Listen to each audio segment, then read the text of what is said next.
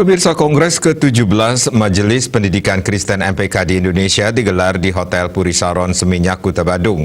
Kongres yang dihadiri oleh ratusan peserta dari seluruh Indonesia ini dibuka asisten pemerintah dan Kesra Sekda Provinsi Bali, Igede Indra Dewa Putra, yang mewakili Gubernur Bali Wayan Koster. Kongres ke-17 Majelis Pendidikan Kristen di Indonesia mengambil tema Akulah Pintu dalam subtema Pendidikan Kristen yang Holistik dalam Pintu Menuju Indonesia Maju. Kedatangan peserta Kongres di Bali disambut dengan tari pembukaan Tari Malaikat.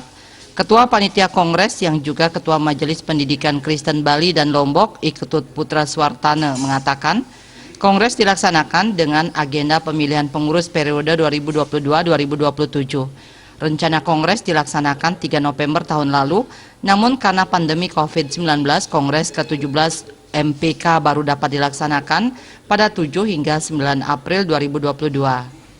Selain memilih pengurus baru, juga membahas tentang anggaran dasar maupun kerjasama. Acara ini sebenarnya dilakukan tanggal 3 November yang lalu, tetapi karena COVID-19 ini maka acara ini diundur, dan bersyukur hari ini bisa dimulai selama 2 hari di Bali ini.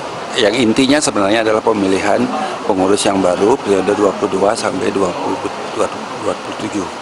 Di samping juga membahas anggaran dasar, juga membahas tentang kerjasama dengan satu sama lainnya di antara pengurus MPK ini. Sementara itu, Ketua Umum Majelis Pendidikan Kristen MPK, David J. Chandra, mengatakan tujuan dari Kongres ini bagaimana mensinergikan seluruh MPK yang ada di seluruh Indonesia untuk ikut dalam mencerdaskan anak bangsa dan lebih lagi untuk menghasilkan SDM unggul bagi Indonesia Emas di 2045. Pemikiran bersama tentang program dan memilih generasi kepemimpinan 5 tahun ke depan. Pihaknya bersyukur perkembangan MPK semakin hari memberi dampak sebagai penyelenggara pendidikan swasta di Indonesia yang sudah ada sebelum kemerdekaan dan bisa berpartisipasi sebagai mitra pemerintah dalam menyelenggarakan pendidikan.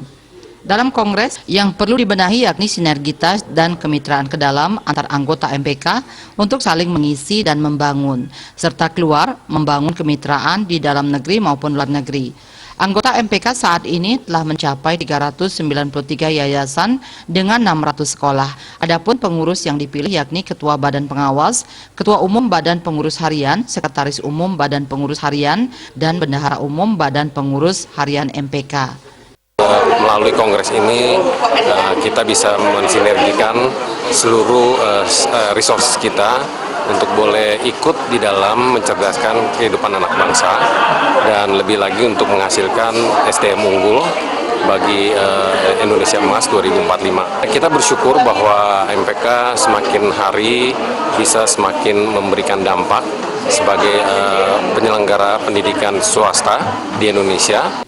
Sementara itu, Gubernur Bali Wayan Koster dalam sambutannya dibacakan asisten pemerintah dan Kesra Sekda Provinsi Bali, Igede Indra Dewa Putra, mengatakan sangat mengapresiasi diselenggarakannya Kongres ini, terlebih diadakan di Bali. Hal ini dapat menggeliatkan kembali pariwisata Bali yang sebelumnya sempat terpuruk akibat dampak COVID-19.